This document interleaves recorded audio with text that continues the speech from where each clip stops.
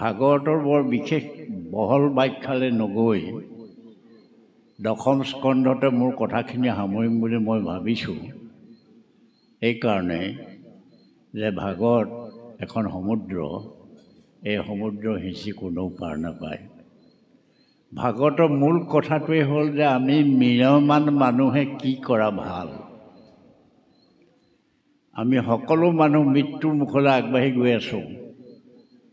ম্ৰিয়মাণ আমি ম্ৰিয়মাণ মানুহখিনিয়ে কি কৰিব লাগে। ভাগৱতৰ প্ৰথম কথা সেইটোৱেই, আৰু আমি তাত উত্তৰ হৈছে যে আমি ম্ৰিয়মাণ মানুহখিনিয়ে একান্ত চিত্তেৰে ঈশ্বৰক ভাবিব লাগে। পৰীক্ষিতক যেতিয়া সাপে খাব বুলি সাপ দিয়া হ'ল, তেওঁ যেতিয়া ভাগৱত ব্যাখ্যা শুনিবলৈ বহিলে, সাপে খোৱা খবৰ পাই ঋষিসকল ঢেৰ ঋষি গোট খালে তাত। কোনোবা ঋষিয়ে কৈছে তুমি যজ্ঞ কৰা। কিমান দিন যজ্ঞ কৰিব লাগিব? বোলে এমাহ। মোৰ দিনহে আছে 7টা, এমাহ যজ্ঞ কেনেকৈ কৰিম? কোনোবাই ক'লে যে তুমি তপস্যা কৰা। বোলে কিমান দিন কৰিব লাগিব? বোলে এমাহ। মোৰ দিনহে দিছে 7টা, এমাহ কেনেকৈ কৰিম? এইদৰে গৈ গৈ গৈ গৈ শেষত পৰীক্ষিত আহিলে। পৰীক্ষিতে ক'লে যে তোমাক এমাহো নালাগে, 7 দিনো নালাগে, মই তোমাক মুহূৰ্তত মুক্তি লাভ কৰা উপায় দি দিব পাৰিম। তুমি একান্ত চিত্তে যদি বহা, 3টা প্ৰশ্ন দিলে যে তুমি একান্ত চিত্তেৰে বহিব লাগিব, আসন ঠিক কৰিব লাগিব, এইটো আসনৰ বিচাৰ। তাৰপিছত ক'লে তুমি মনক সংযম কৰিব লাগিব। তোমাৰ মনটো ককাই ভাই আছে, বংশ পৰিয়াল আছে, ল'ৰা ছোৱালী মাইকী মানুহ আছে, এইবিলাক থাকি যাব। এতিয়া মোক সাপে খাব, মই মৰি যাম, এই ভাৱনাটো মনৰ পৰা নাইকিয়া কৰিব লাগিব। আৰু শেষৰটো হ'ল তুমি সম্পৰ্ক ছেট কৰিব লাগিব। কোনোবা তোমাৰ বন্ধু, কোনোবা তোমাৰ ভাই, কোনোবা তোমাৰ পত্নী, কোনোবা তোমাৰ ল'ৰা, কোনোবা তোমাৰ বোৱাৰী, এই যিবোৰ সম্পৰ্ক, এই সম্পৰ্কবোৰ তুমি ছেট কৰিব লাগিব। আৰু তেতিয়া মই তোমাক ভাগৱত ক'ম। আৰু ভাগৱতত এনেকুৱা মহত্ব আছে যে তুমি মুক্তি পাবলৈ বেছি পৰ নালাগিব তোমাক। কিন্তু তাতে এটা কথা আছে যে ভাগৱতটো গাইছে কোনে, সেইটো এটা ডাঙৰ কথা।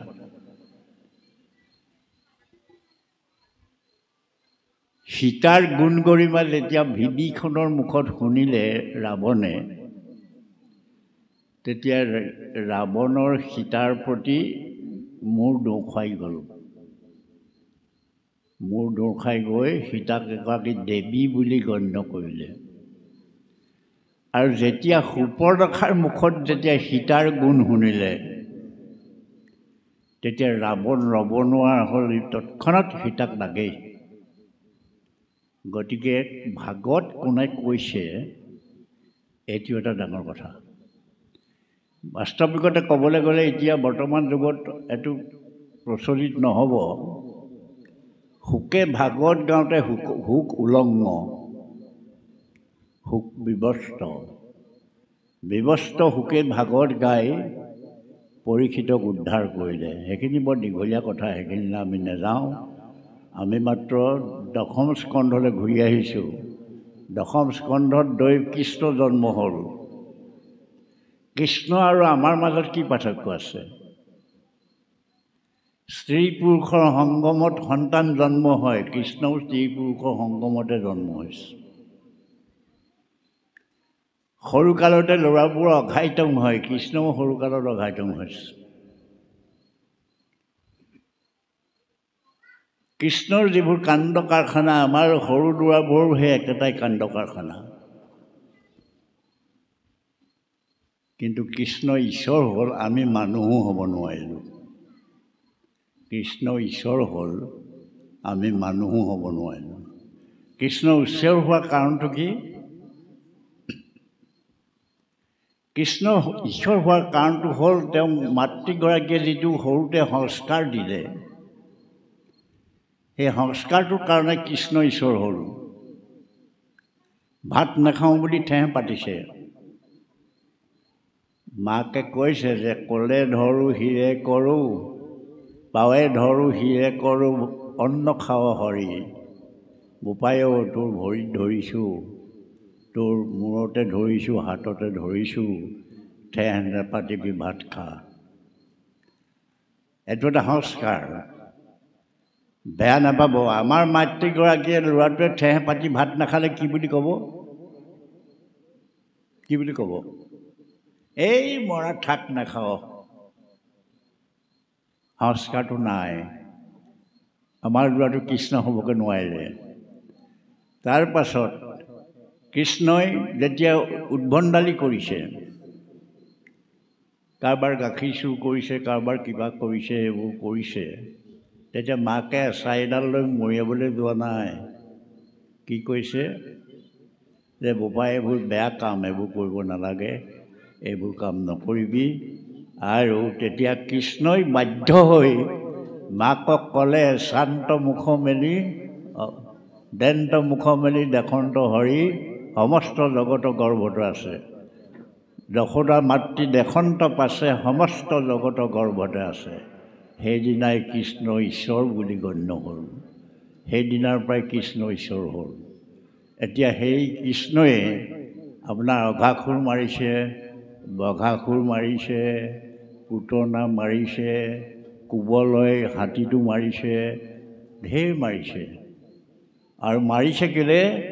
যে সমাজখনত এটা সংস্কাৰ আহিবৰ কাৰণে, সমাজখনত এটা নীতি আহিবৰ কাৰণে, সমাজখনৰ শান্তি শৃংখলা আহিবৰ কাৰণে।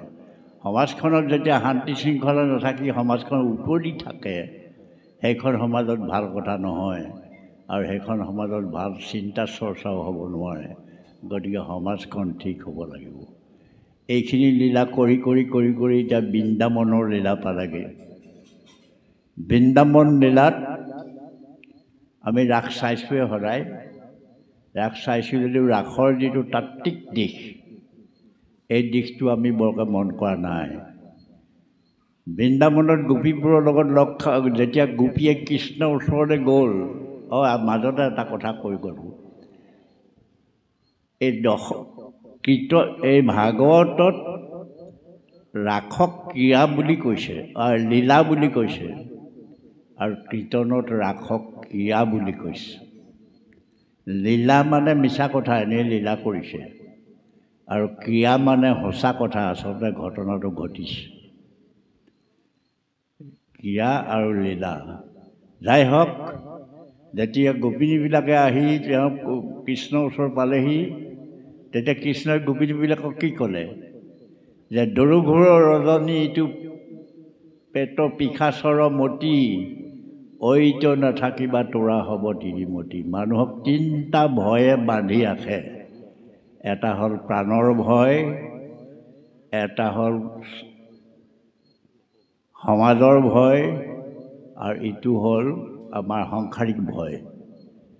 তেতিয়া কৃষ্ণই ক'লে যে দৰুঘোৰৰ ৰজনী ইটো পেশাচৰ মতি, ঐত নাথাকিবা তোৰা হ'ব তিৰিমতি।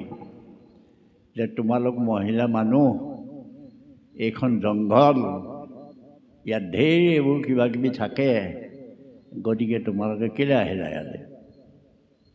উলটি বজ্ৰক যোৱা কান্দে শিশুগণ, তাখম্বাক প্ৰতিপালি পিয়াই কষ্টন। ঘূৰি যোৱা, তোমালোকৰ ল'ৰা ছোৱালীয়ে কান্দি আছে, তেওঁলোকক গাখীৰ খাবলৈ দিয়াগৈ। তেতিয়া কৃষ্ণ গোপীবোৰে কি বুলি ক'লে? যে তোমাক এৰিয়া নচলে ভৰি, বজ্ৰত গয়া কি কৰিব হৰি। যে তোমাক এৰি ঘৰলৈ খোজ নাযায়, আৰু গ'লেগৈও বজ্ৰত গৈ তাত ঘৰত গৈ কি কৰিমগৈ তোমাক এৰি থৈ গৈ। তেতিয়া কৃষ্ণই দেখিলে যে এহেঁতৰ এইটো ভয় নাই। তাৰপিছত স্নেহ ভয় দেখুৱালে। তোমাৰ হাক নেদেখিয়া পিতৃ মাতৃ ছয়, তাখম্বাৰ মনে মহা মিলিব সংশয়। যদিও আমাৰ তাত স্নেহে আইলা গোপীগণ, আমাকো দেখিলে সিজিলে পৰিজন। মোৰ ওচৰলৈ আহিছিলা, মোক দেখিলা, তোমালোকৰ কাৰ্য সিদ্ধি হৈ গ'ল, গতিকে এতিয়া তোমালোকে গুচি যোৱা। তোমালোকৰ ঘৰে ঘৰে গুচি যোৱা। আৰু তোমাৰ হাকত নেদেখিয়া পিতৃ মাতৃ ছয়, ৰাসম্বাৰ মনে মহা মেলিব সংশয়, গতিকে এতিয়া তোমালোকে ঘৰলৈ গুচি যোৱা। তেতিয়া গোপীবোৰে কি ক'লে? গোপীবোৰে ক'লে যে তোমাৰ বিৰহে হৰিলে চিত, হস্তে নকৰে অগৃহৰ কৃত। যে তুমি আমাক ইমান মুহি পেলাইছা, তুমি আমাৰ অন্তৰত ইমান দাগ বহুৱাইছা যে ঘৰলৈ গ'লে ঘৰত আৰু হস্তে নকৰে অগৃহৰ কৃত, ঘৰৰ কাম নকৰে হাতে, গতিকে তোমাক এৰি যাব নোৱাৰোঁ। লাষ্টত ডাঙৰ ভয় দেখুৱালে যে উপপতি সমে ক্ৰিয়া গৰহিত কৰ্ম, স্বামী শুশ্ৰূষাই কুলস্ত্ৰী মহাধৰ্ম। এইটো একেবাৰে চূড়ান্ত কথা ক'লে যে উপপতি ভজাটো ধৰ্মপত্নীৰ কাম নহয়। গতিকে মোক উপপতি ভজিবলৈ তুমি তোমালোকে অহাটো এইটো ধৰ্ম বিভ্ৰাট হৈছে, ধৰ্ম সংকট হৈছে, এইটো ধৰ্ম সংকট হৈছে। গতিকে তোমালোকে গুচি যোৱা, এইটো আচলতে ভাল হোৱা নাই। তেতিয়া গোপীবোৰে কি ক'লে? কহিলা কুলস্ত্ৰীৰ যিটো ধৰ্ম, সমস্ত ৰহুক তোমাতে ৰহুক ইহব কৰ্ম। যে কুলস্ত্ৰীৰ ধৰ্ম যিবোৰ কৈছা, এই গোটেই ধৰ্মবোৰ তোমাতে চম্ভালো আৰু। গতিকে তোমাক এৰি যাব নোৱাৰোঁ, তোমাক এৰি যাব নোৱাৰোঁ বুলি যেতিয়া কৃষ্ণক ক'লে, কৃষ্ণই দেখিলে যে এই গোপীবোৰে সমস্ত ভয় সংশয় বান্ধন চব ছিঙি ইয়ালৈ আহি গ'ল। ভয় নাই, সংশয় নাই, মমতাৰ বান্ধন নাই, সমস্ত বান্ধন ছিঙি ইয়ালৈ আহি গ'ল। তেতিয়া ৰাসৰ চূড়ান্ত পৰ্যায়টো আহিছে। ভৈলন্দ মণ্ডলকাৰ হাতে গ'লে ধৰি, সবে বোলে মোকেহে আলিঙি আছে হৰি। এই বিশ্বব্ৰহ্মাণ্ডখন ভৈলন্দ মণ্ডলকাৰ হাতে গ'লে ধৰি, আমি সকলোৱে ইজনে সিজনক ধৰি জীয়াই আছোঁ। আৰু প্ৰতিজনে ভাবিছোঁ যে ঈশ্বৰে মোক ভাল পায়, ঈশ্বৰে মোক ভাল পায়, ঈশ্বৰে মোক ভাল পায়। গোপীসকলৰ অৱস্থা সেইটোৱে হ'ল যে সকলো সাৱতিকে তাত আছে, কিন্তু ভাবিছে যে কৃষ্ণই মোকো ভাল পায়, কৃষ্ণই মোকো ভাল পায়, কৃষ্ণই মোকো ভাল পায়, কৃষ্ণই মোকো ভাল পায় বুলি গোটেই গোপী বলীয়া হৈ গ'ল। কিন্তু কৃষ্ণই কিমানক ভাল পালে? আমি যে এতিয়া চাকি বন্তি দিছোঁ, শুনিবলৈ বেয়া। প্ৰতিটো বন্তিয়ে, প্ৰতিডাল ধূপেই একোখন দৰখাস্ত নহয় জানো ঈশ্বৰৰ ওচৰত? একোখন দৰখাস্ত হয় এখন। আচ্ছা, ঈশ্বৰে অসম দেশত ৬০০০ কিমান নামঘৰ আছে? ৬০০০ নামঘৰত আপুনি ৫০০কে যদি বন্তি জ্বলাই দিনে, ভাদ মাহটোত বহুত কোটি টকা, কোটি পাৰ হৈ যাব। মানে ধূপ ধূনা বন্তি চাকি সিমান দৰখাস্ত হ'ব। এইটো জানিব, অলপ চিন্তা কৰিবলগীয়া কথা। সিমানবোৰ দৰখাস্তৰ মাজৰ পৰা ঈশ্বৰে কোনখন দৰখাস্ত ল'ব? এতিয়া সকলোৱে কৈছে নহয়, মোৰ গাটো ভাল হ'ব লাগে, ল'ৰাটো ভাল হ'ব লাগে, মানুহগৰাকী ভাল হ'ব লাগে, ল'ৰা ছোৱালীজনী ভাল ল'ৰা এটা পাব লাগে, মোৰ ঐশ্বৰ্য বিভূতি হ'ব লাগে, চব দৰখাস্ত। কিমান দৰখাস্ত চাব ঈশ্বৰে? ঈশ্বৰে এখন দৰখাস্ত চায়। সেই দৰখাস্তখন হ'ল, যাৰ কোনো কামনা বাসনা নাই, প্ৰভু তোমাৰ ওচৰত বন্তি এগছ জ্বলাইছোঁ বুলি যি নিস্বাৰ্থভাৱে বন্তি গছ জ্বলাই গৈছে, সেইখন দৰখাস্তকে চাব। আৰু এইবোৰ দৰখাস্ত নহয়, ভাৱনাটোহে লয় ঈশ্বৰে। ঈশ্বৰে ভাৱনাটো লয়, ঈশ্বৰে কৰ্মটো নলয় নহয়। মই ভাল কথা এটা কওঁ, আপোনালোকে হাঁহি উঠিব। এজন বৰ ধাৰ্মিক মানুহ, খুব ধৰ্মৰ কথা কৈ ফুৰে গোটেইখনতে, তেওঁ ঢুকালে। আৰু এজন খুব ৰাফ গাড়ী চলোৱা ড্ৰাইভাৰ, তেওঁ ঢুকালে। যমৰাজাৰ ওচৰত দুই খাৰা কৰা হ'ল। এইজনক সুধিলে যে তুমি কি কৰিছিলা? তেওঁ ক'লে যে মই ধৰ্মৰ কথা কৈছিলোঁ, মানুহক সৎ পথ দেখুৱাইছিলোঁ, মোৰ কাম সেইটোৱে। তেতিয়া যমৰ দূতটোক ক'লে যে এওঁক মোৰ ভগা বিচনাখনত থাকিবলৈ দিয়া। তাৰপিছত ইটো সুধিলে যে তই কি কৰিছিলি? বোলে মই খুব ৰাফকৈ গাড়ী চলাইছিলোঁ, তেতিয়া দূতটোক ক'লে যে ইয়াক ভাল বিচনাখনত থাকিবলৈ দিয়া। তেতিয়া ধৰ্ম কথা কৈ ফুৰাজনে আপত্তি কৰিলে যে মই ইমান ভাল কাম কৰাৰ পাছত মোক বেয়া বিচনাত দিছা, এইটো কেনেকুৱা কথা? বোলে বাপা, কৰ্মটো কথা নহয়, ভাৱনাটো কথা। তুমি যেতিয়া ধৰ্মৰ কথা কৈ থাকা, মানুহবোৰে এখন কাণে সোমাই এখন কাণে ওলাই যায় আৰু কোনোবাই টোপনিয়াই থাকে। কিন্তু যেতিয়া ৰাসকৈ গাড়ী চলে, তাত উঠি থকা 30টা মানুহে হে প্ৰভু বচাই নিয়া বচাই নিয়া বচাই নিয়া বুলি গোটেই ৰাস্তাটো মোকে ভাবি যায়। গতিকে ভাৱনাটো কাৰ শ্ৰেষ্ঠ?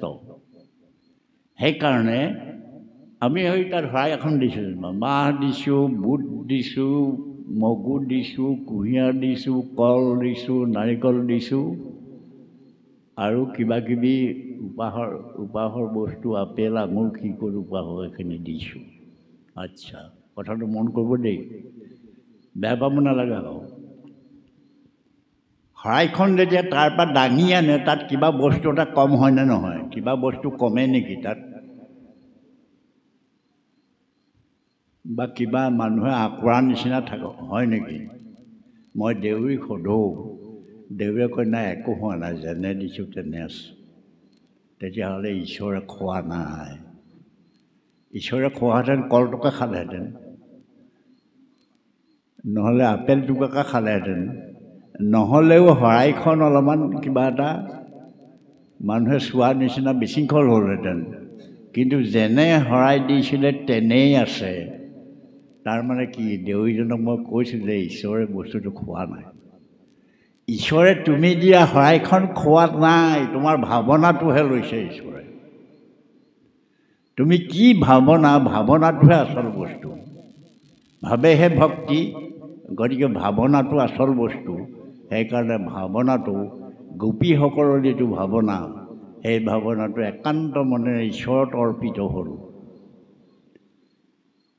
ঈশ্বৰক অৰ্পণ কৰিলে, আৰু ঈশ্বৰক অৰ্পণ কৰাৰ কাৰণে গোপীসকল ভকত হ'ল বুলি কয়। ভকত হ'লনে নাই ক'ব নোৱাৰি। ব্ৰহ্মবৈৱৰ্ত পুৰাণ পঢ়িলে গোপীসকলক কিন্তু আপোনালোকে ভকত বুলি নক'ব। গোপীসকল আচলতে অলপ বেলেগ ধৰণৰহে কথা হয়। বাৰু, ৰাসক্ৰিয়া হৈ গ'ল। শুকে পৰীক্ষিতক কৈ আছে ভাগৱত, পৰীক্ষিতে শুনি গৈ আছে। পৰীক্ষিতৰ মনত এটা খোকোজা আহিলে, বোলে জগত ঈশ্বৰ হুয়া মুৰাৰী, কিৰিলা কেনে পৰগোপনাৰী। যে ঈশ্বৰ, জগতৰ ঈশ্বৰ হৈ পেলাই লোকৰ নাৰীক কেনেকৈ ক্ৰিয়া কৰিলে, কেনেকৈ ক্ৰিয়া কৰিলে, এইটো কি কথা হ'ল? তেতিয়া শুকে ক'লে যে এই কৈছে আৰু গাই এৰা দিয়া কথা যে তেজস্বীৰ যেন নাহি বিষাদ। এইটো প্ৰশ্ন আহিলে, তেজস্বী হ'লে তেতিয়াহ'লে যিহকে তিহকে ক'ব পাৰিব নেকি? আচ্ছা, তাৰপাছত কৃষ্ণই যেতিয়া ক'লেগৈ যে মই মানুহ 4 চাম আছে, যিটো ব্ৰহ্মজ্ঞানী দেখে হবে মিছা। ব্ৰহ্মজ্ঞানী হ'লে চব বস্তু অসাৰ দেখে। যিটো পূৰ্ণ ভোগে নাহি ইচ্ছা, যি সম্পূৰ্ণ পূৰ্ণই হৈ আছে তাক আকৌ ভোগ, গোপীৰ লগত ক্ৰিয়া কৰাৰ একো অৰ্থ নাথাকে। যিটো পূৰ্ণ ভোগে নাহি ইচ্ছা, যিটো মহা অহংকাৰী একোকে নেমানে, যিটো মহামূৰ্খ একোকে নুবুজে। এই 4 শ্ৰেণীৰ মানুহ আছে। আৰু কৃষ্ণই কৈছে যে এই 4 শ্ৰেণীৰ মানুহৰ ভিতৰত মই শ্ৰেণীটো নপৰোঁ। মই আপ্তকাম। আপ্তকাম মানে মই এইবোৰত নাই আৰু, মই ওপৰত আৰু, মই একেবাৰে ওপৰত। মোক কোনো মায়া মোহ স্নেহ শ্ৰদ্ধা কথা বতৰা মোক এইবোৰ একোৱে নাপায়গৈ। গতিকে বহুত ওপৰত যায়। গতিকে মায়া মোহৰ কথা যেতিয়া ওলাওঁতে এটা কথা ক'ব লাগিব। অৰ্জুনক কি শিকালে? অৰ্জুনক শিকালে যে দেহাটোহে মৰে, আত্মাটো নমৰে। সেইটোৱে শিকালে গীতাত। বাৰু, চতুৰ্থ স্কন্ধত তেনেকুৱা এটা কথাও আছে, যেতিয়া হেৰি মৰিছে, পিথু ৰজা মৰিছে, যেতিয়া তেওঁ পত্নী কেতি তেওঁ কান্দা কটা কৰিছে। তাৰপিছত তেওঁ এটা আত্মজ্ঞান আহিলে যে এইটোতো কান্দি কাটি লাভ নাই, আত্মাটোতো মৰা নাই। আমাৰ গীতাৰ শিক্ষাটো সেইটোৱেই। কিন্তু প্ৰশ্ন হ'ল, আমি যিহেতুকে জাগতিক পৃথিৱীখনত আছোঁ, আমাৰ প্ৰেমটো হৰিটোৰ লগতহে হয়, আত্মাটোৰ লগত আমাৰ প্ৰেম নহয়। আমাৰ প্ৰেমটো হৰিটোৰ লগতহে হয়। আপুনি মোৰ বন্ধু, আপোনাৰ হৰিটোৰ লগতহে মোৰ বন্ধু, আত্মাৰ লগত বন্ধু নাই। স্বামীজনে তিগৰাকীক ভাল পায়, সেইটো আত্মাৰ লগত বন্ধু, কি দেহৰ লগত বন্ধু, তাত আত্মাৰ সম্পৰ্ক নাই। ল'ৰাটোৱে দেউতাকক ভাল পায়, সেইটো দেহৰ লগত সম্পৰ্ক, আত্মাৰ লগত সম্পৰ্ক নাই। গতিকে আমি যিবোৰ ঐহিক পৃথিৱীত থকা মানুহ, এই মানুহখিনিয়ে মায়াটো ছেদ কৰাটো সিমান সহজ নহয়। আৰু মায়া ছেদ কৰিবলৈ যিবোৰ অস্ত্ৰ দিছে, সেই অস্ত্ৰবোৰ ব্যৱহাৰ কৰিব পাৰে, মায়া ছেদ হ'ব। আৰু যদি সেই অস্ত্ৰবোৰ ব্যৱহাৰ কৰিব পৰা নাযায়, তেতিয়াহ'লে মায়াটো ছেদ নহ'ব। মায়াটো জন্মৰ লগে লগে মায়াটো লগাই দিলে দেখোন। মানুহৰ 6টা বিকাৰ আছে। বিকাৰ 6টা হ'ল স্থিতি, গছ গছনি, মানুহ, গৰু ম'হ, মানুহ দুনু সকলোৰে সেই 6টা বিকাৰ আছে। স্থিতি, প্ৰথমতে জীৱটোৱে স্থিতি লয়, তাৰপিছত সৃষ্টি হয়, সৃষ্টি হৈ বিকাশ হ'ব। এটা ল'ৰা জন্ম হৈছে, মতা নে মাইকী জন্ম হ'লে গম পাব। গুটি এটা দিছিলে আপোনাক, গুটিটো কি গছৰ গুটি ধৰা পৰিব, কি গছ হ'ব, হয়নে? গতিকে বিকাশ হৈ গ'ল। বিকাশৰ পাছত পৰিণতি আহিলে। পৰিণতি মানে ল'ৰাটো ডাঙৰ হ'ল, ভালকৈ ৰাখিলে, সেই গছজোপা বা কি গুটি লাগিলেগৈ, এইটো হ'ল পৰিণতি। তাৰ পাছত লাহেকৈ পৰিণাম। গছৰ গুটি খালে আৰু গছ বুঢ়া হৈ আহিলে, মানুহজনে যি লীলা খেলা কৰিব লাগে কৰিলে, তেওঁ অৱক্ষয় হৈ আহিলে, আৰু শেষত পতন। গছ গছনি, গৰু ম'হ, হাতী ঘোঁৰা সকলোৰে একেটাই। গতিকে এই 6টা বিকাৰৰ পৰা যদি বাচি যাবলৈ লাগে, তেতিয়াহ'লে এই ভাগৱতত কৈছে যে একান্ত চিত্তে কৃষ্ণক চিন্তিব লাগে। কৃষ্ণক যিহেতুকে কৃষ্ণস্তু ভগৱান স্বয়ং, যে কৃষ্ণই একমাত্ৰ ভগৱান, যিজনক স্মৰণ কৰিলে আচলতে মানুহৰ মুক্তি হয়, যিজনক ভক্তি কৰিলে মানুহৰ সিদ্ধি হয়। আমি এতিয়া গোটেই মানুহবোৰ পাৰ বিচাৰিহে ঘূৰি ফুৰিছোঁ, পাৰ লাগে আমাক, পাৰ। আমি ইয়াত যিমান মানুহ আছোঁ সকলোকে পাৰ লাগে। এতিয়া এই ঘোষা থাকি আছে, 10 পাৰ ঘোষা বুলি কয়। অপাৰ সংসাৰ হিন্দু আৰু বিষ্ণুহে সমস্ত পাৰযত, পাৰ আছে তাত পৰমাত্মা ৰূপে, তেন্তে জানা তুমি ব্ৰহ্ম পাৰ, পাৰ ভূত যত পাৰ, সমস্ত পাৰৰ বিষ্ণুহে পাৰস্বৰূপ। 10টা পাৰ। আপোনাক পাৰ লাগে। আপোনাৰ মাইকীগৰাকী গা ভাল নাই, দলত ছাগলী এটা কৰিলে ভাল পালে, আপুনি কৈছে যে পাৰ পালোঁ, হয়নে? আপোনাৰ ল'ৰাটো গা ভাল নাই, বেজৰ ওচৰলৈ লৈ তাবিজ এটা পিন্ধাই দিলে, অকণমান ভাল পোৱা নিচিনা হ'ল, আপুনি ক'লে পাৰ পালোঁ। কিন্তু সেইবোৰ একো পাৰ নহয়। সমস্ত পাৰৰ বিষ্ণুহে পাৰস্বৰূপ। আপোনাক বিষ্ণুৱে কিবা নকৰিলে সেইবোৰে কিবা কৰিব নোৱাৰে। বিষ্ণুৱে যদি আপোনাক জীয়াই নাৰাখে, এইবোৰে ৰাখিব নোৱাৰে। গতিকে বিষ্ণুক চিন্তা কৰাটো অত্যন্ত দৰকাৰ। এটা সাধু আছে, এখন মুকলি পথাৰত মানুহ এটাক বাঘ এটাই খেদি নিলে।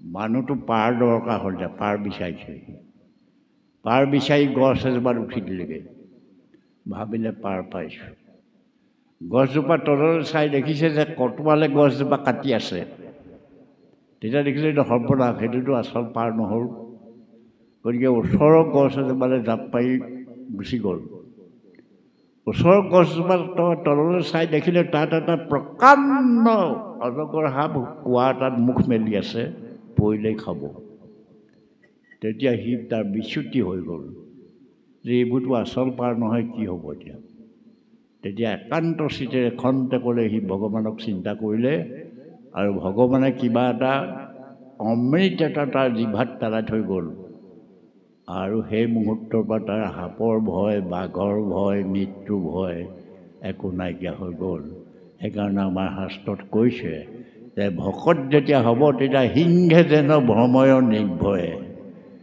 বনৰ সিংহ যেনেকৈ নিৰ্ভয়ে সৈতে ঘূৰিব পাৰে ভকতো তেনেকৈ নিৰ্ভয়ে ঘূৰিব পাৰে ভকতৰ ভয় আছে ক'ত ভকতৰ ভয় নাই গতিকে সেই ভয়হীন ভকত সিংহৰ দৰে ঘূৰিব পৰা ভকত আচলতে সৃষ্টি হ'বৰ কাৰণে ভাগৱতে আমাক কৈ আছে আৰু ভাগৱততে সেই দৰৱটো সোমাই আছে ভাগৱতৰ সেই আছে আজি ভাদ মাহটোক সিংহ মাহ বুলি কয়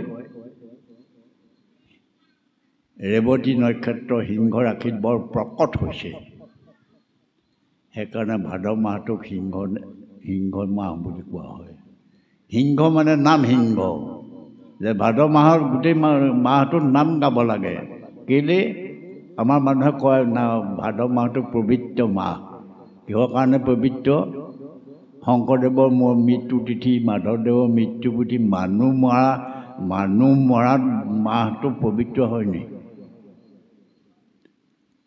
শ্ৰীকৃষ্ণৰ জন্মদিনটো মানি ল'লোঁ বাৰু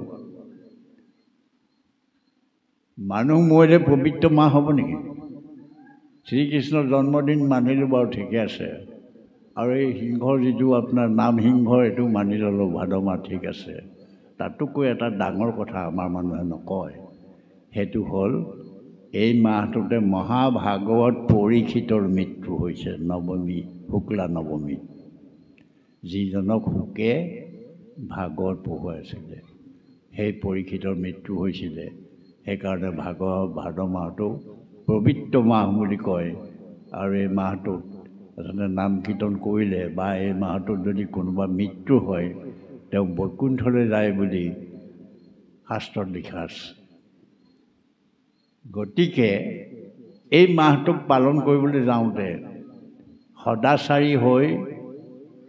সদাচাৰ থাকিব লাগিব সাত্বিকতা থাকিব লাগিব অন্তৰখন খোলা হ'ব লাগিব ৰাগ দেশ দম্ভ দেশ কুচুট কপট নাথাকিব লাগিব আৰু সেইটো ভাৱেৰে সৈতে যেতিয়া ইয়াত নাম ল'বলৈ আহিব তেতিয়া ক্ৰিয়া কৰিব নহ'লে দিগদাৰ আছে এই আগত আছে নহয় সেইপিনে লাইন বহিলোঁ এইপিনে লাইন বহিলোঁ সেইখিনিতে নামাচাৰ্য বহিলে নামাচাৰ্যই কি নাম লগাই দিলে যাদৱ মাধৱ উধাৰা বাপ কতনো সহিব সংসাৰৰ তাপ আমি বোলে গালোঁ নামাচাৰ্যই লগাই দিলে কি বুলি ক'লে যে হে যাদৱ হে মাধৱ পৃথিৱীত তাপ কিমান সহ্য কৰিম আচলতে মোক উদ্ধাৰ কৰা এই বুলি ঈশ্বৰক প্ৰাৰ্থনা কৰিলোঁ কিন্তু ইয়াৰ পৰা ওলাই যোৱাৰ পাছত পৃথিৱী তাপলৈ মনত পৰে জানো তিনিটা তাপ তিনি তাপে হুয়া সন্তাপিত তিনিটা তাপ আধি ভৌতিক তাপ এতিয়া ভূমিকম্প এটা মাৰে যদি আমি গোটেইবোৰ লৰ নামাৰিমনে আধি ভৌতিক বিৰাট ধুমুহা এটা মাৰি যদি নামঘৰৰ টিংটো উঠাই নিয়ে আমি ঘৰলৈ চব গুচি নাযামনে আধি ভৌতিক তাপ আধি ভৌতিক তাপৰ পৰা মানুহ ৰক্ষা পাবলৈ উপায় নাই এতিয়া যদি এইখিনি বজ্ৰপাত এটা পৰে বজ্ৰপাতটো পৰিলে এই ঘৰটো এৰি থৈ আহিলে ল'ৰাটো থাকি আহিলে মানুহজনী থাকি আহিলে কি হৈছে যাওঁ ঘৰলৈ যাওঁ লাগি গ'ল হুলস্থুল আধি ভৌতিক আধি জৈৱিক তাপ বাঘে খাব সিংহই খাব, সাপে খাব, এইবোৰে খাব, কিবা কিবি খাব। জীৱৰ পৰা যিটো তাপ আহে, জীৱ, এইখিনি যদি সাপ এডাল আহি নাচি ফুৰেহি, আপোনাক কোনোবা থাকিব নি ইয়াত? ইয়াত কোনোবা থাকিব নি? ভাল যদি চকৰি ফেটি সাপ এটা ইয়াত এইফালৰ পৰা সেইফালে, সেইফালৰ পৰা সেইফালে নাচি ফুৰে, কোনোবা থাকিব নি? বা কিবা কাৰণে যদি বাঘ এটা সোমাই আহে, নাথাকে। শেষৰটো তাপেই হ'ল সাংঘাতিক তাপ, সেইটো হ'ল আধ্যাত্মিক তাপ। আধ্যাত্মিক তাপ মানে হ'ল যে মই 84 লক্ষ জীৱন অতিক্ৰম কৰি মানুহৰ জন্ম পাইছোঁহি। 84 লক্ষ জোনী জাত হৈ মই আহি এইবাৰ মানুহ হৈছোঁহি। গতিকে যিহেতু মানুহ হৈছোঁহি, গতিকে মই মানুহৰ কাম কৰি ইয়াৰ পৰা সংসাৰৰ পৰা বিদায় মাগিব পাৰোঁ নে নোৱাৰোঁ, এইটোৱে হ'ল আধ্যাত্মিক তাপ। 84 লক্ষ জীৱন মনুষ্য, কিন্তু ইয়াত যদি বেয়া কাম কৰি যায় বিপদ আছে। কিন্তু সেইটো আমাৰ নামঘোষাত লিখা আছে, মনুষ্য জন্মৰ কৰ্মে অনেক জনিত ফুৰি বাৰে বাৰে ভমিলোঁ অপাৰ, কতনো ভুন দিলোঁ নাহি পাৰ। যে মনুষ্য জন্মত মানুহ হৈ মই যিবোৰ কাম কৰিলোঁ সেইবোৰত মোৰ বৰ কিবা হৈ গ'ল, গতিকে আকৌ বাৰে বাৰে ভমিছোঁ অপাৰ, কতনো ভুন দিছোঁ নাহি পাৰ। কিমান ভুন দিছোঁ তাৰ পাৰ নাই। ইবাৰ কৰোণাময়, হে প্ৰভু মই আকৌ মানুহ হ'লোহি। ইবাৰ কৰোণাময় শৰণে শৰণ ল'লোঁ, নকৰিবা মোক পৰিহাৰ। যে মোক আৰু এবাৰ তুমি নেৰিবা, মই আকৌ মানুহ হ'লোহি। মই আৰু কিমান জুনিজাত হ'ম, জুনিজাত হৈ মোৰ সংসাৰ একদম ত্যক্ত হৈ গৈছে। তেতিয়াৰ দিনত মানুহবোৰ জুনিজাত হয়। আজি এতিয়া যদি প্ৰশ্ন সোধা যায় কিমান জুনিজাত সন্তান আছে সুন্তলীচিগাত? জুনিজাত সন্তান নাই, গৰ্ভজাত সন্তান আছে। জুনিজাত সন্তান নাই। অকণমান পেটটো বিষালে ফালি কেঁচুৱা উলিয়ালে। আগতে কি আছিলে? 3 দিন 4 দিন কষ্ট ভুগি থাকে ল'ৰা জন্ম দিবলৈ।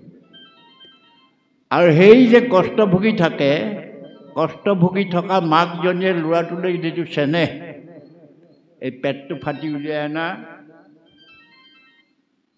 পেটটো ফালি উলিয়াই অনা ল'ৰাটোলৈ সেইটো চেনেহ থাকিব নোৱাৰে। সেইকাৰণে কথা এটা আছে যে সন্তানে সন্তাপ দিয়াই পুত্ৰই পালন কৰে। আজি আপোনাক খবৰ দিলেহি যে আপোনাৰ ল'ৰাটো বাইকে সৈতে পৰি আছে ৰাস্তাত, সন্তাপ। আজি আপোনাক খবৰ দিলেহি যে আপোনাৰ ল'ৰাটোৱে মদ খাই ৰাস্তাত পৰি মানুহ মাৰিছে, সন্তাপ।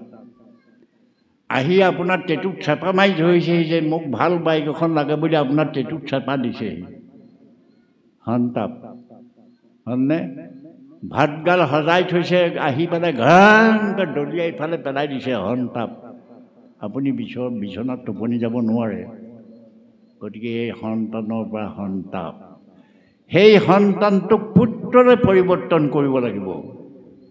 তাক সংস্কাৰ দিব লাগিব, তাক শিকাব লাগিব, তাক ধৰ্মৰ কথা শিকাব লাগিব, তাক চৰিত্ৰৰ কথা শিকাব লাগিব, তাক সামাজিক মূল্যবোধৰ কথা শিকাব লাগিব। তাক গোটেই বস্তুখিনি শিকাই এজন সংস্কাৰী মানুহ তৈয়াৰ কৰিব লাগিব। তেতিয়াই সি আপোনাক পালিব, নহ'লে ক'ত পালিব আপোনাক? তেনেকুৱাতো আছে এইবোৰ। এইখন মই এটা দিছিলোঁ, 2,85,00,000 মানুহে বক্তৃতাটো চালে। বক্তৃতাটো আছিল যে ল'ৰাটোৱে ঘৰ এটা সাজিছে 3 মহলীয়া, শীত তাপ নিয়ন্ত্ৰিত। তাত কুকুৰটোলৈ ৰুম এটা আছে, মাক বাপেকলৈ ৰুম নাই। সেইটো বহুত চলিলে। কুকুৰটোলৈ ৰুম এটা আছে, কিন্তু মাক বাপেকলৈ ৰুম নাই। মাক বাপেকৰ আস্থাটো সিমানেই। তেতিয়া কৃষ্ণক ৰুক্মিণীক বিয়া দিছিলে নহয়, কৃষ্ণলৈ দিওঁতে শশীপ্ৰভাই খুব কান্দিছে, ছোৱালী উলিয়াই দিওঁতে খুব কান্দিছে। আৰু পঞ্চকোটি পুত্ৰ মাতে মাজে জীও একো খানি সন্মুখে জানিবা মোৰ জীও কাবও কৰিছোঁ হেৰা পালিবা গোসানী বিয়নী যেহেন আপোনাৰ জীও কলায়ে বোকায়ে তুলিলোহু দুখে ৰুক্মিণী শিশুমতী দিনে পঞ্চদোষ ক্ষমিবা বিয়নী কৰিছোঁ মই মিনতি ছোৱালী চমজাই দিওঁতে মাকে বুলি কান্দিছে এইটো মাৰটো হয় আচ্ছা আজিকালি নাই বাৰু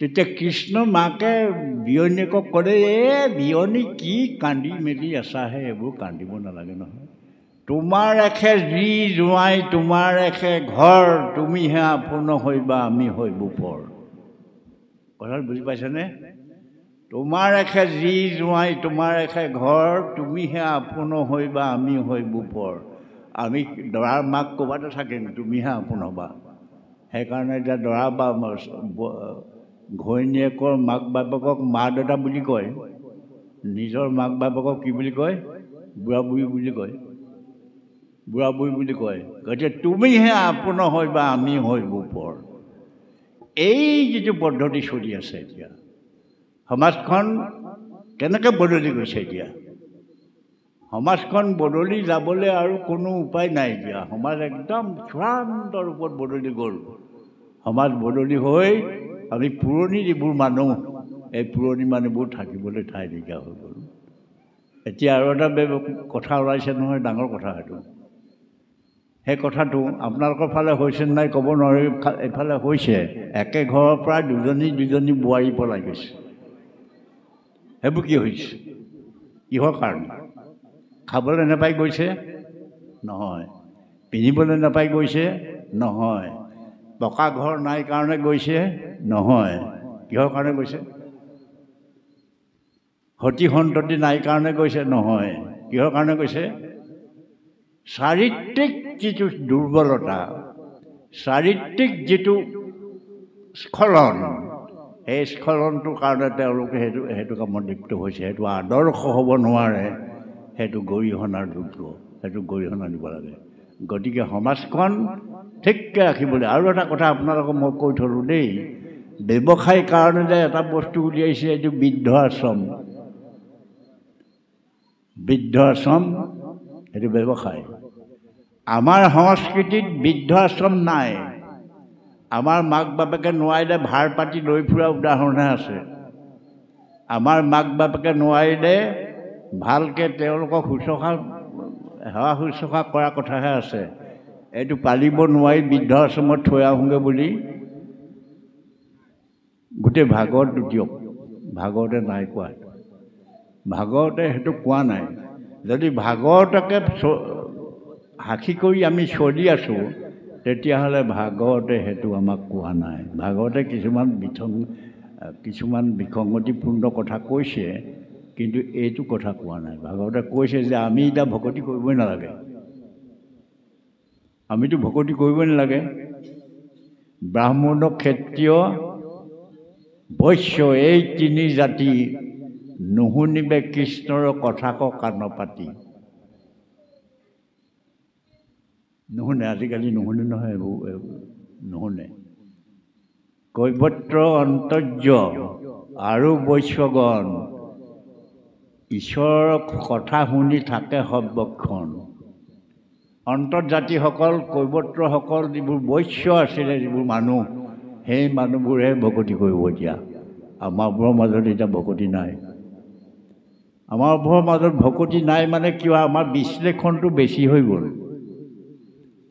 বেছি বিশ্লেষণ হৈ গ'ল এতিয়া দশম স্কন্ধটোকে যদি আপুনি বিশ্লেষণ কৰে ঢেৰ বস্তু ওলাব ঢেৰ কিবা উলিয়াব এইটো আপোনাৰ ইঙলা এইটো পিঙলা এইটো সুষমা ঢেৰ তেনেকুৱা ব্যাখ্যা কিছুমান উলিয়াব কিন্তু কথাটোতো বাস্তৱ কথা তাত ইঙলা পিঙলা সুষমাৰ কথা নাই ইঙলা পিঙলা সুষমাটো হ'ল একদম আধ্যাত্মিকৰ চূড়ান্ত পৰ্যায় সেইটো পৰ্যায়লৈতো এইখন যোৱাগৈ নাই এইটো যোৱা নাই গতিকে এইটো বাস্তৱ কথা এটা সেইকাৰণে এই কথাখিনি আচলতে পঢ়োঁতেও অলপমান মন কৰিব লাগে আৰু এই কিতাপবোৰো সৰ্বনাশ কৰিব এতিয়া ভাগৱত বহুত আছে নহয় এইখন কাৰ গাইছে দত্ত বৰুৱা গাইছে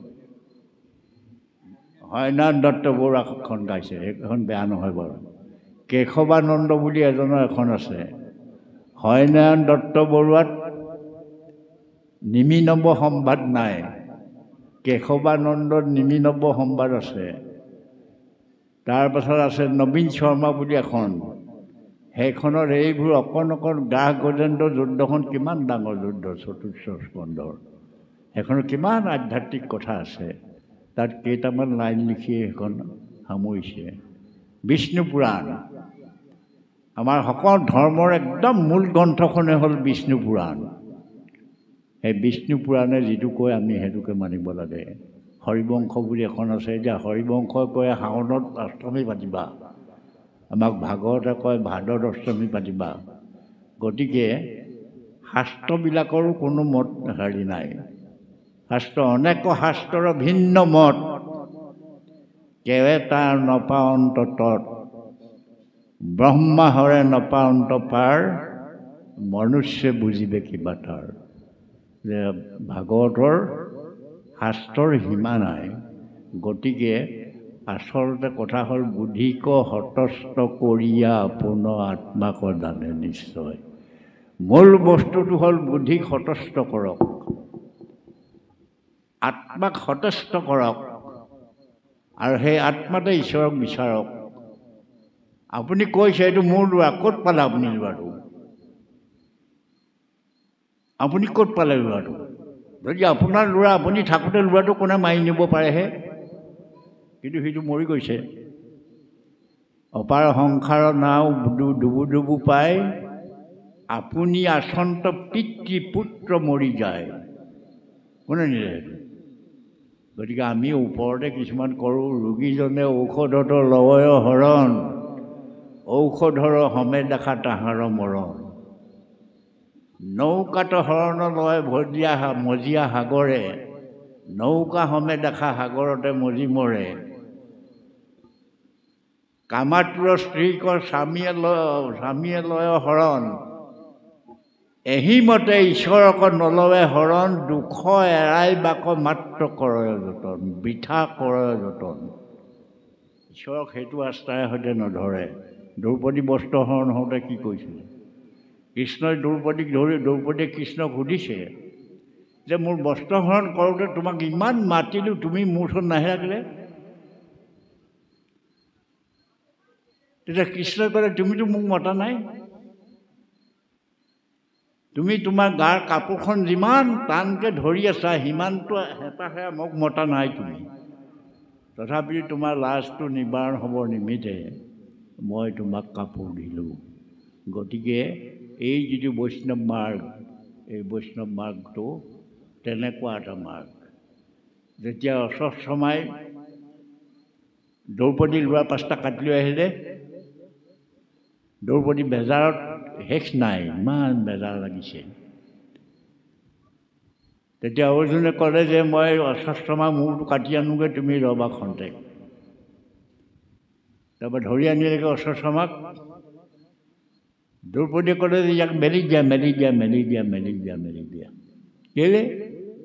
বোলে মই যিটো পুত্ৰ সন্তাপ পাইছোঁ এইটো মই বুজিছোঁ, ইয়াক হত্যা কৰিলে গৌতমীও সেই একেটাই সন্তাপ পাব, তেওঁক সেইটো সন্তাপ দিয়াত মই নাই। গতিকে তেওঁক মুকলি কৰি দিয়া। সেইটোৱেই হ'ল বৈষ্ণৱ দৰ্শন, সেইটোৱেই হ'ল বৈষ্ণৱৰ আচল কথা। আচল মাৰিলেও কাটিহাৰ নকৰে দুনাই, ঈশ্বৰকে সঁচা মানি থাকে সৰ্বদাই। গতিকে ঈশ্বৰৰ ইচ্ছা, আমি মানুহ হৈ আছোঁ। ঈশ্বৰৰ ইচ্ছা আজি বৰষুণ অহা নাই, ঈশ্বৰৰ ইচ্ছা ধুমুহা অহা নাই, ঈশ্বৰৰ ইচ্ছা বজ্ৰপাত অহা নাই। সেইকাৰণে অৰ্জুনক কথাবোৰ কৈ লাষ্টত অৰ্জুনে কি ধৰিলেগৈ যে আকাশত যে চন্দ্ৰ সূৰ্যবোৰ আছে এইবোৰ কোনে কৰিছে? আকাশত যে চন্দ্ৰ সূৰ্যবোৰ আছে এইবোৰ কোনে কৰিছে? তেতিয়া কৃষ্ণ বিমত পৰি ক'লে যে তুমি আমি আদি হবে প্ৰকৃতিৰ বশ্য, প্ৰকৃতি কৰাৱে যিটো হৈবেক অৱশ্য। যে মই কি ঈশ্বৰ? মই ঈশ্বৰৰ প্ৰকৃতিৰ ওপৰত ঈশ্বৰ নহয়, মই প্ৰকৃতিৰ ওপৰত ঈশ্বৰ নহয়। প্ৰকৃতিৰ যি ইচ্ছা সেই ইচ্ছা চলি যাব। মই প্ৰকৃতিৰ ওপৰত ঈশ্বৰ নহয়, গতিকে তুমি আমি আদি হবে প্ৰকৃতিৰ অৱশ্য, প্ৰকৃতি কৰাৰে যিটো হৈবেক অৱশ্য। গতিকে প্ৰকৃতিয়ে যিটো কৰে, আপুনি জন্ম হৈছে, ল'ৰাটো গৰ্ভত থিতি হৈছে, প্ৰকৃতিৰ নিয়ম সি জন্ম হ'ব লাগে, প্ৰকৃতিৰ নিয়ম সি কেৰেহুৱা হ'ব লাগে, প্ৰকৃতিৰ নিয়ম সি ডেকা হ'ব লাগে, প্ৰকৃতিৰ নিয়ম সি বিয়া বাৰু সংসাৰ পাতি ল'ৰা ছোৱালী জন্ম দিব লাগে, প্ৰকৃতিৰ নিয়ম সি বৃদ্ধ হ'ব লাগে, প্ৰকৃতিৰ নিয়ম সি মৰিব লাগে। তাত ঈশ্বৰৰ কোনো সম্পৰ্ক নাই, ঈশ্বৰৰ একো সম্পৰ্ক নাই। ঈশ্বৰৰ সম্পৰ্কটো হ'ল আপোনাৰ আত্মাৰ লগত। আপোনাৰ আত্মাটো আচলতে ঈশ্বৰত কিমান সমৰ্পিত হৈছে, ঈশ্বৰৰ লগত সম্পৰ্কটো সেইটোকে ইয়াত কৈছে যে এই ডাঙৰ বাক্যটা তাত লিখিছে, কটাক্ষে কাটিলে কি বধ নালাগয়, অস্ত্ৰে কাটিলেহে কটা। এই গোপীজনী কৃষ্ণই কিবা কিবি কলত তাই কৈছে যে কটাক্ষে কাটিলে কি বধ নালাগয়, মানে কাট মাৰি কথা ক'লে কি বধ নালাগে নেকি? অস্ত্ৰে কাটিলেহে কটা নেকি? গোপীয়ে কৈছে যে কাট মাৰি মোৰ হৃদয়ত আঘাত দি কোৱা কথাটোৱে হ'লে মোক বধ কৰা নহয় নেকি? অস্ত্ৰে কাটিলেহে কটা নেকি? সেইকাৰণে আপোনাৰ হৃদয়ত যিহেতুকে ভগৱান আছে, মোৰ হৃদয়তো ভগৱান আছে বুলি আপুনি বিশ্বাস কৰক। আপোনাক মাৰটো মাৰিলে আপুনি যে দুখ পায়, সেই একেটা দুখকে মোক মাৰিলেও যে মই দুখ পাম সেইটো উপলব্ধি কৰক। আপোনাৰ ভোক লাগিলে পেটত পুৰণি উঠে, মোৰ ভোক লাগিলেও যে পেটত পুৰণি উঠে সেইটো উপলব্ধি কৰক। আপোনাৰ ঘৰত কোনোবা ঢুকালে আপোনাৰ যিটো বেজাৰ লাগে, আনৰ ঘৰত কোনোবাজন ঢুকালেও সেই একেটা বেজাৰে লাগিছে বুলি আপুনি উপলব্ধি কৰক। সেইটোৱেই হ'ল মানৱতাবাদ, সেইটোৱেই হ'ল গীতাৰ দৰ্শন, সেইটোৱেই হ'ল আচল ভকতি। ইদৰে ভকতি বুলিতো একো বস্তু নাই। ক'ত আছে ভকতি বুলি? কিবা বস্তু আছে নেকি? ভকতি বুলি বোলে কিনি অনা কিমান ল'ব মই খাই দিওঁ হৈ যাব, সেইটোতো বস্তুটো নহয়, সেইটোতো নহয়। এতিয়াতো ঈশ্বৰক দেখিবলৈ দিয়া নাই নহয়, ঈশ্বৰক ভজিবলৈহে দিছে। ঈশ্বৰক পাবলৈ দিয়া নাই, ঈশ্বৰক ভজিবলৈ দিছে। যে তুমি ভজনা কৰা, ঈশ্বৰক নোপোৱা। তুমি ক'ত পাবা? কলিযুগত এতিয়া ঈশ্বৰক পাবলৈ নাই নহয়, ঈশ্বৰক নোপোৱা। ঈশ্বৰক ক'ত পাবা? সন্তৰ সংগত পাবা। সন্তৰ সংগত, ভকতৰ সংগত ঈশ্বৰক পাবা। আৰু সেই ভকতৰ সংগত মই নিজে থাকোঁ। সেইকাৰণে আপুনি এটা সকাম এটা পাতিছে যেনিবা, 5জন ভকত মাতিলে, আপুনি ভাবিলে যে এইজন গৰু চোৰ, এইজন জেওৰা চোৰ, এইজন হাঁহ চোৰ, এইজন ধান চোৰ আৰু এইজন জেওৰা চোৰ। ভকত কাক মাতিলে? হাঁহ চোৰ, গৰু চোৰ, জেওৰা চোৰ, ধান চোৰহে মাতিলে। আপুনি ভকত কাক মাতিলে? কাক মাতিলে ভকত? ডাঙৰ কথা এইটো। গতিকে শাস্ত্ৰই এটা উপায় দিছে যে ভকততে ঈশ্বৰৰ মূৰ্তি দেখিবা সাক্ষাৎ। এই যে চোৰ হ'লেও যে মানুহখিনি মাতি আনিছে, তেওঁলোকক আপুনি ঈশ্বৰ সাক্ষাৎ ভগৱান বুলি জ্ঞান কৰক আৰু সাক্ষাৎ ভগৱান বুলি তেওঁক সেৱা কৰক। তেতিয়া আপোনাৰ উন্নতি হ'ব আৰু আপোনাৰ শৃংখলা হ'ব। বৰ দীঘলীয়া নকৰোঁ। শেষত মই আকৌ এটা কথা কৈছোঁ যে মন কৰিব, 84 লক্ষ জীৱন পাৰ কৰি আমি মানুহৰ জীৱন হৈছোঁ, হয়নে? এই মানুহৰ জীৱনটো অথলে যাবলৈ নিদিব, ভগৱানক চিন্তা কৰক। আৰু আইসকল আছে, আইসকলক দুআষাৰ নক'লে বেয়া পাব।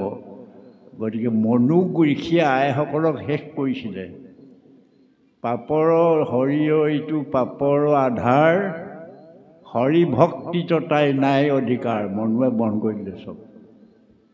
মনু ঋষিয়ে যে এনেই পাপীয়া ধৰ্ম কৰ্মৰ ঠাত নাই। কিন্তু শংকৰদেৱে পাই কি কৰিলে?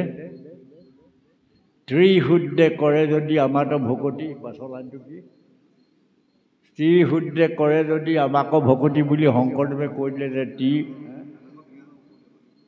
তাকো উপদেশ দিবা থিয় কৰি মতি বুলি শংকৰদেৱে কৈ দিলে। তেতিয়াবা মাইকী মানুহে ভাওনা কৰে, মাইকী মানুহে দিহানাম গায়, মাইকী মানুহে সকলো কৰে, মহিলাই সকলো কৰে। মহিলাই এতিয়া সকলো কৰিব পৰা হৈ গ'ল। মহিলাৰ হৰিদেৱৰ জীয়েক পদ্মেশ্বৰী তেতিয়াৰ দিনতে তেওঁ সত্ৰাধিকাৰ হৈছিলে। তেতিয়াৰ দিনতে সত্ৰৰ সত্ৰাধিকাৰ হৈছিলে। এই যে আমি বৰদোৱাখন দেখিছোঁ, বৰদোৱাখন শংকৰদেৱ মৰাৰ পাছত অত্যন্ত জংঘল হৈ গ'ল, সিংহ বাঘ থকা ঠাই হৈ গ'ল। তেওঁ নাতি মনোৰমাই আহোম ৰজাৰ লগত কথা পাতি সেইখন কাটি চফা কৰি এতিয়া আমাক বৰদোৱা দিলে। মাইকী মানুহৰ ইমান বাহাদুৰি আছে, মহিলাৰ ইমান বাহাদুৰি আছে। গতিকে মহিলাসকলে গৃহস্থীখন পৰিচালনা কৰাৰ লগতে গাঁওখন সমাজখনো পৰিচালনা কৰিব লাগিব। ৰাতিপুৱা শুই উঠক, ৰাতিপুৱা বোৱাৰী পোৱাতে শুই উঠক, বোৱাৰী পোৱাতে শুই উঠি গা ধুবলৈ যাওক। সেইটোক কয় অমৃত স্নান। আৰু অমৃত স্নান কৰি আহি যেতিয়া কিবা কিবি ৰান্ধি বাঢ়ি ল'ৰা ছোৱালীক খুৱাব, তেওঁলোকক অমৃত খোৱা তুল্য হ'ব। তাৰপাছত মতাজন উঠি পথাৰলৈ যোৱাৰ পাছত লাহেকৈ যিগৰাকী উঠি গাটো ধুই আহিব, সেইটো হ'ল দুগ্ধ স্নান। তেওঁ সেইটো গা ধুই আহি যেতিয়া হাত সিজাই পৰাই খুৱাব, সেইটো দুগ্ধ খোৱা তুল্য হ'ব। আৰু 10 বজাত উঠি খৰধৰকৈ গাটো ধুই যেতিয়া ভাত পানী সিজাব, সেইটো হ'ল ৰক্ত স্নান। সেইটো সিজাই খোৱা মানে আচলতে তেজ সিজাই খোৱা হয়। এই কথাবোৰ মহিলাসকলৰ কাৰণে আছে। গতিকে মহিলাসকলে এই কথাখিনি নিশ্চয় যত্ন কৰিব লাগিব। আৰু এটা কথা কৈছোঁ, শুনিবলৈ বেয়া নুশুনিব আপোনালোকে। সন্তান জন্ম দিব লাগে কাৰণেই জন্ম নিদিব। এইটো সামাজিক কথা দেই, এইটো কোনো লাজ কৰাৰ কথা নহয়। সন্তান জন্ম দিব লাগে কাৰণেই সন্তানটো জন্ম দিব নালাগে। কাৰণ সন্তানটোৱে আপোনাৰ যশস্যা বৃদ্ধি কৰিব লাগিব, সন্তানটোৱে আপোনাৰ সমাজখনৰ মান মৰ্যাদা বৃদ্ধি কৰিব লাগিব, সন্তানটোৱে নিজক জিলিকাই তুলিব লাগিব। তেনেকুৱা সন্তান জন্ম দিয়ক। কুৰুক্ষেত্ৰত গান্ধাৰী 100টা সন্তান হ'ল। কি হ'ল? গ'ল। কুন্তীৰ 5টা হ'ল। কি হ'ল? থাকি গ'ল। বায়ুক কৈছে তোমাৰ নিচিনা ল'ৰা এটা দিয়া, ভীমক দিছে। যম ৰজাক কৈছে তোমাৰ নিচিনা ধৰ্মৱান ল'ৰা এটা দিয়াৰ যুধিষ্ঠিৰ হৈছে। ইন্দ্ৰক কৈছে তোমাৰ নিচিনা ধেনুবান জনা ল'ৰা এটা দিয়া, অৰ্জুনক দিছে। আকৌ অশ্বিনী কুমাৰক কৈছে তোমালোকৰ নিচিনা ল'ৰা এটা দিয়া, নকুল সহদেও দিছে। গতিকে তপস্যাৰ মাধ্যমেৰেদি যিটো বস্তু পায়, এইটো ডাঙৰ কথা। তপস্যাৰ মাধ্যমেৰে যিটো বস্তু পায়, সেইটোহে আপোনাক জিলিকাব। আৰু নহ'লে আপোনাক দুৰ্যোধন পাৰ্টীয়ে জিকাব নোৱাৰে। দুৰ্যোধন পাৰ্টীয়ে আপোনাক জিকাব নোৱাৰিব। সেইকাৰণে এটা কথা সদায় মন কৰিব, আপোনাৰ সন্তানটো যাতে দুৰ্যোধন নহয়, আপুনি জন্ম দিবলৈ ধৰা সন্তানটো যাতে দুঃশাসন নহয়, এই কথাখিনি আপোনাসকলে চাব। এই কথাটো ভাগৱতত পুংখানুপুংখৰূপে লিখি থৈছে 3য় স্কন্ধত। 3য় স্কন্ধত পঢ়াই নাই নহয়, আকৌ 10টোহে পঢ়িলে। এইটো কথা পুংখানুপুংখৰূপে একদম ভাঙি ঠানকৈ লিখি থৈছে 3য় স্কন্ধত। গতিকে এই কথাখিনি আপোনালোকে অলপ চিন্তা কৰিব। কাৰণ ঘৰখন ঠিক হ'ব লাগিব নহয়। ঘৰখন ঠিক হোৱাৰ পাছত সমাজখন ঠিক হ'ব লাগিব। সমাজখন ঠিক হোৱাৰ পাছত দেশখন ঠিক হ'ব লাগিব। আৰু যদি সেইটো নহয়, আপুনি সন্তান জন্ম দিব লাগে কাৰণে সন্তান জন্ম দিলে আৰু সি টেটুত চেপা দিয়ে নে টেটু কাটে নে কি কৰে কৰক আৰু। সেইটোতো হৈছে এতিয়া, সেইটোৱে হৈছে। টেটুত চেপা দিছে, টেটুত কাটিছে, নি পেলাই হাবিত মেলি থৈ আহিছেগৈ।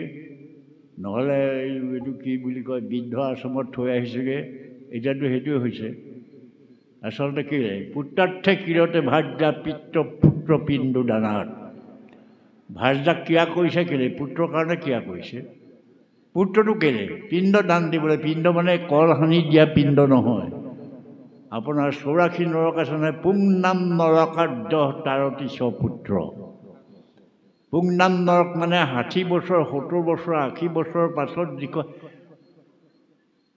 জীয়াই থকা মানুহবিলাকৰ কাৰণে সেইখন নৰক চলিব নোৱাৰে কৰিব নোৱাৰে খাব নোৱাৰে ধুব নোৱাৰে সেই নৰকখনত যি ৰক্ষা কৰে সেইজনে পুত্ৰ তেনেকুৱা পুত্ৰ সৃষ্টি কৰক আৰু সেই নৰকখনত আপোনাৰ দুমাৰমান দি পেলাই খালত পেলাই দিয়া লোৱাটো কেলে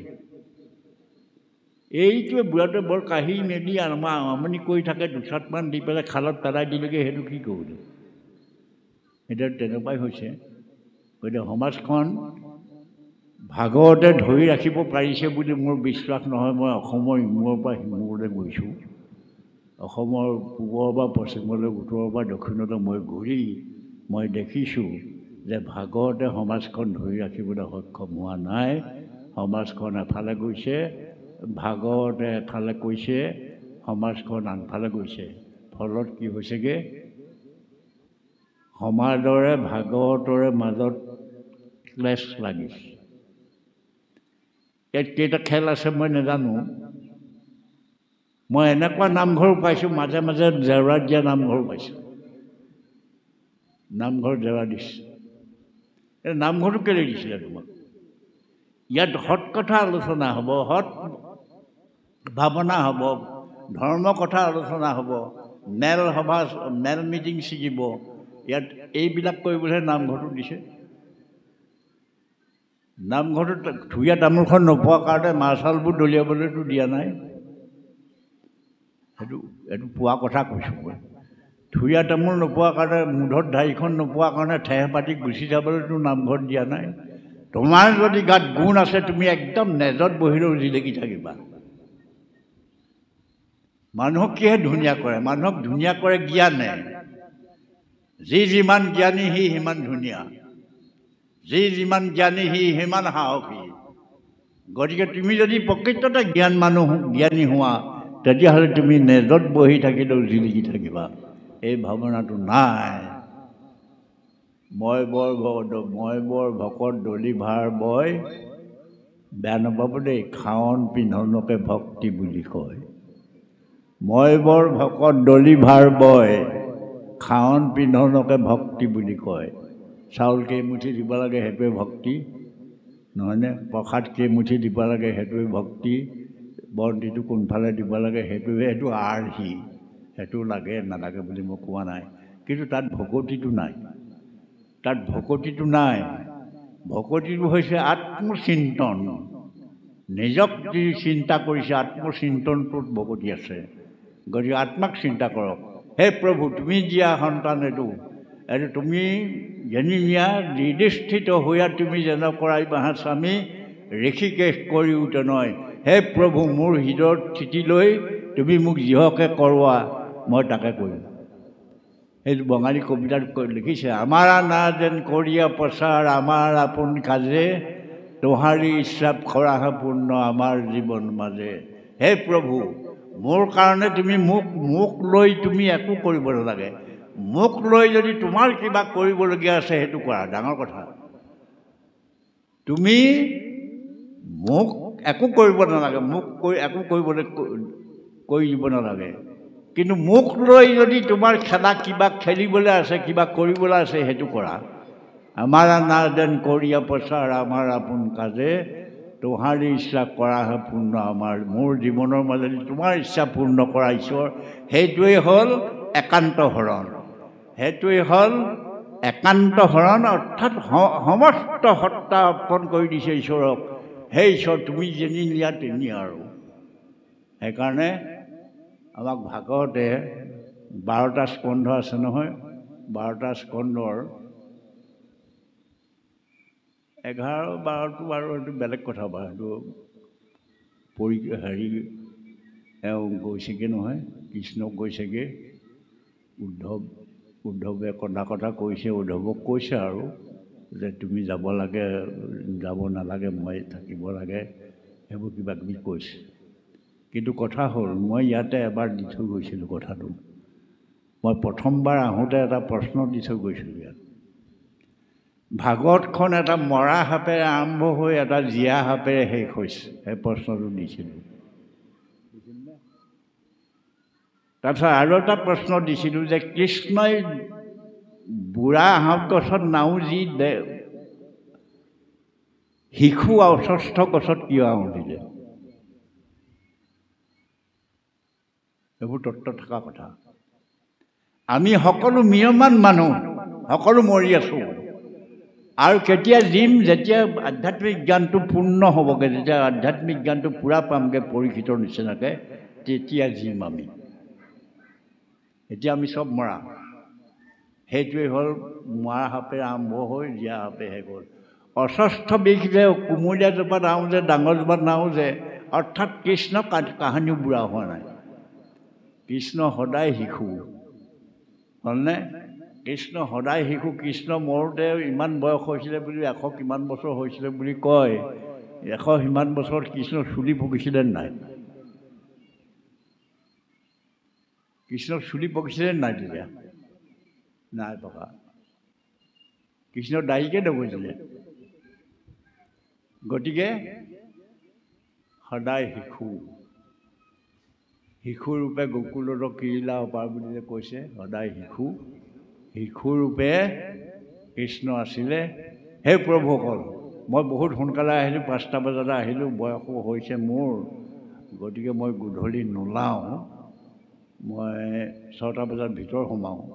আজি মই 6টা বজাত ওলাবলগীয়া হ'ল। এই নাৰায়ণ দত্তহঁতৰ বৰ হেঁচা পৰিলে, মই ওলাই আহিলোঁ।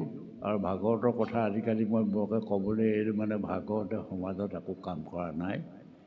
ভাগৱতৰ কথা মই নকওঁ। ভাগৱতৰ প্ৰথম স্কন্ধটোতে লিখি দিছোঁ, যিটো কৰ্ম কৰোঁ তাত নাহিকে বিশ্বাস, আপোনাৰ কৰ্মে ভৰিলে সৰ্বনাশ। যিটো কৰ্ম কৰোঁ তাতো বিশ্বাস নাই। সত্য যুগে ধ্যান, যোগ গ'ল ধ্যান থাকিলে। ত্ৰেতা যুগত যজ্ঞ, যোগ গ'ল যজ্ঞ থাকিলে। দ্বাপাৰত পূজা, যোগ গ'ল পূজা থাকিলে। গতিকে মোৰ মিখলীয়া ভক্তি ঘোঁৰাৰ চিঙাৰ, চিঙাৰত সুখ নাই কটি ভাঙে তাৰ। আমি এতিয়া মিহলীয়া ভক্তি কৰি আছোঁ। নহ'লেতো দুৰ্গা পূজাত প্ৰসংগ কৰোঁগৈ না আমি? নাৰায়ণ দত্তই কয়গৈ। দুৰ্গা পূজাত প্ৰসংগ কৰেগৈ নেকি? লক্ষ্মী পূজাত প্ৰসংগ কৰোঁগৈ নি আমি? চব মিহলীয়া মিহলীয়া মিহলীয়া হৈ গ'ল। কাৰণ নামটো সৃষ্টি হৈছিলে সেইবোৰৰ বিপৰীতেহে, সেইবোৰৰ বিপৰীতেহে নামটো সৃষ্টি হৈছিলে। আকৌ সেইবোৰতে যদি এইটো সোমোৱাই দিওঁগৈ কি হ'ব? এতিয়া গঢ়ৰ চাউল আজিকালি কমিছে, আগতে খুব গঢ়ৰ চাউল খুৱাই নহয় মানুহ। কোলা দৰ্ব আজিকালি এইফালে আছে নাই ক'ব নোৱাৰোঁ, আমাৰ ফালে কমিলে। ক'লা দৰ্বৰ চাউল খুৱাই, গ্ৰহ পূজা, গ্ৰহ পূজা। গতিকে যেতিয়া এক ঈশ্বৰক একান্ত চিত্তেৰে ধ্যানত হৃদয়ত স্থাপন কৰিব, তেওঁ কি গ্ৰহ পূজা, কি দেৱতা পূজা কৰিব লাগিছে? দেৱতাই তেওঁৰ ওচৰত জিভা মেলি থাকিব। দেৱতাই তেওঁৰ ওচৰত জিভা মেলি থাকিবহি। শেষত মই এটা কথা কৈ সামৰোঁ, সেইটো হ'ল যে ভাগৱত যে গায়, ভাগৱতটো গাওঁতে শুদ্ধকৈ গাব লাগিব দেই। ত্ৰস্তা ঋষি আপোনাৰ এটা ল'ৰা দৰকাৰ হ'ল, ইন্দ্ৰহঁতক মাৰিবৰ কাৰণে, অসুৰ মাৰিবৰ কাৰণে ল'ৰা এটা দৰকাৰ হ'ল। গতিকে ত্ৰস্তা ঋষিয়ে যজ্ঞ পাতিলে, যজ্ঞত মন্ত্ৰ ভুল হৈ গ'ল। মন্ত্ৰ ভুল হোৱাৰ কাৰণে ইন্দ্ৰক মৰাক চাই ইন্দ্ৰৰ হাততহে মৰিলে। গতিকে এই বাক্য ক্ৰিয়াটো ওলোটা হয়। সেইকাৰণে ওলোটাকৈ পঢ়িব নালাগে, যি পঢ়ে শুদ্ধকৈ পঢ়িব লাগে। পঢ়ি আচলতে, আৰু পঢ়ি যোৱাটোৱে কথা নহয়, অলপ আত্মবোধটো আত্মবোধটো ল'ব লাগিব, তেতিয়াহে আচলতে ঈশ্বৰক পূজা কৰা হ'ব আৰু ঈশ্বৰ তেতিয়া সন্তুষ্ট হ'ব। নহ'লে শান্তিপাৰ ৰাইজে আজি 10 বছৰ, আজি 11 বছৰ, 11 বছৰ, এতিয়া 10 বছৰ, 10 বছৰ গাইছে, 10 বছৰে নিশ্চয় ইয়াৰ বতাহটো অলপমান ভাগতময় কৰিছে, নকৰা নহয়। গতিকে ভাগতময় যিটো বতাহ, এই বতাহত ল'ৰা ছোৱালীকেইটাও নিশ্চয় ভাল হৈছে, আইসকলো নিশ্চয় ভাল হৈছে, আৰু ভাগৱতৰ প্ৰভাৱত গোটেই সমাজখন ভাল হৈছে। আমিও ভগৱন্তৰ ওচৰত প্ৰাৰ্থনা কৰিছোঁ, ৰাইজৰ মংগল হওক, ভাগৱতৰ প্ৰভাৱত ঘৰে ঘৰে সুমংগল হওক, আৰু উঠি অহা চাম ল'ৰা ছোৱালী আচলতে অলপ ভাগৱত প্ৰেমী, অৰ্থাৎ আধ্যাত্মিক চিন্তা বা নৈতিক চিন্তা কৰা ল'ৰা ছোৱালীবিলাক হওক। আজি এতিয়া ইয়াত ডেকা মানুহ নাই, আপোনাৰ মোক কেলে আৰু এইবোৰ, আপোনাৰ মোক এইবোৰ দৰকাৰ আছে নি? আপোনালোক বহি আছে যে আপোনালোকৰ দৰকাৰ আছে নি? এইবোৰ নাই আৰু, যি পালে যি খালে আৰু, হ'লনে? দৰকাৰ যাৰ আছিলে তেওঁ নাই নহয়। আপোনাৰো দৰকাৰ আছে, আপুনি যিখিনি পালে সেইখিনি ঘৰত মেলি দিয়কগৈ। ইয়াৰ পৰা যিখিনি পাই নিব সেইখিনি ঘৰত মেলি দিয়কগৈ ল'ৰা ছোৱালী আগত, যে কথাটো এনেকুৱা, আপোনাৰো কাম আছে।